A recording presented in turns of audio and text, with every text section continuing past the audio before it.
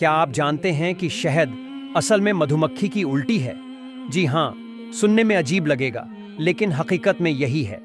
Science बताती है, एक मधुमक्खी फूलों से नेक्टर इकट्ठा करती है और उसे एक खास हनी स्टमक में जमा करती है। इसी दौरान एंजाइम्स उस नेक्टर को तोड़ना शुरू कर देते हैं। हाइव पहुंचने पर वो नेक्टर दूसरी मधुमक्खी के मुंह में उगल देती है, जो फिर उसे तीसरी को देती है।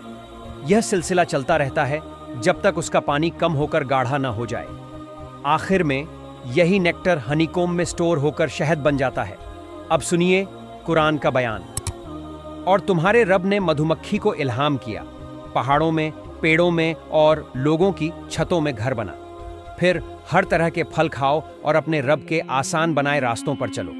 उनके पेट से शहद निकलता है, जिसमें लोगों के लिए शिफा है।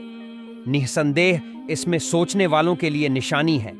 कुरान सूरह अन-नहल आयत 68 से 69, 1400 साल पहले कुरान ने इस प्रोसेस को बयान किया, जिसे मॉडर्न बायोलॉजी अब डिटेल में समझा रही है।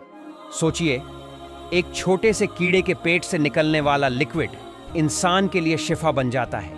क्या यह सिर्फ नेचर का काम है या फिर उस खालिक की तदबीर जो हर मखलूकत के अंदर हिकमत रखता है?